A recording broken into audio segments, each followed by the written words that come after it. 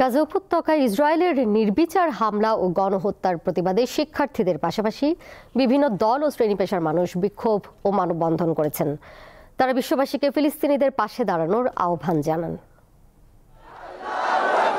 গাজায় নারী ও শিশু হত্যার প্রতিবাদে বিভিন্ন ধরনের ব্যানার, ফেস্টুন ও প্ল্যাকার্ড নিয়ে প্রতিবাদ জানায় সর্বস্তরের মানুষ। সোমবার সকাল থেকে ঢাকার বিভিন্ন শিক্ষা প্রতিষ্ঠানে শিক্ষার্থীরা বিক্ষোভ কর্মসূচি পালন করেন। বিভিন্ন বিশ্ববিদ্যালয়ের শিক্ষার্থীরা নিজ নিজ ক্যাম্পাসে ও সড়কে অবস্থান নেন। জোহরের নামাজ শেষে বায়তুল মোকাররম ও পল্টন এলাকায় বিক্ষোভ করেন সাধারণ মুসল্লিরা। বিক্ষোভকারীরা ইসরায়েলি পণ্য বন্ধের দাবি জানান। ঢাকা বিশ্ববিদ্যালয়ের রাজু ভাস্কর্যের সামনে বিক্ষোভ অনুষ্ঠিত হয়েছে। বিক্ষোভে অংশ নেওয়া শিক্ষার্থীরা বলেন, ফিলিস্তিনে যা ঘটছে তা সম্পূর্ণ যুদ্ধাপরাধ। এই বর্বরতা বন্ধ করতে হবে।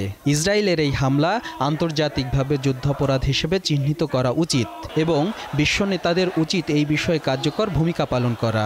ফিলিস্তিন পুরোটাকেই ধ্বংস করে দেওয়া হয়েছে। তা আমাদের মনে হয় যে আমাদের এখন উচিত, অন্তত এতদিন পরে হলেও এখন উচিত সবার রুখে দাঁড়ানো। অন্য মুসলিম কান্ট্রিজগুলো সাপোর্ট করতেছে না, উইচ ইজ রিয়েলি ডিসহার্টনিং। এটাই বলবো, যাতে শেষ হয়ে যায়। অনেক তো হাফের চেয়ে বেশি তো ধ্বংসই হয়ে গেছে, আর তো কিছু বাকি নাই। বিক্ষোভকারীরা বাংলাদেশ সরকারকে ফিলিস্তিনের পক্ষে শক্ত অবস্থানে নেওয়ার আহ্বান জানান। নেতানিয়াহু সহ যারা যুদ্ধ অপরাধের সঙ্গে যুক্ত হয়েছেন তাদের প্রত্যেককে আন্তর্জাতিক আইনে যুদ্ধ অপরাধের দায়ে বিচারের মুখোমুখি দাঁড় করাতে হবে। অন্তর্বর্তী সরকার, তাদের কাছে বাংলাদেশের মানুষের প্রত্যাশা যে তারা আন্তর্জাতিক পরিসরে প্যালেস্টিনীয় জনগণের বাঁচার অধিকার, তাদের স্বাধীনতা, মর্যাদার অধিকার, তাদের যেভাবে হত্যা করা হচ্ছে গণহত্যা, তার বিরুদ্ধে সোচ্চার প্রতিবাদ করবেন। সোহাগ আহমেদ, দীপ্ত সংবাদ, ঢাকা।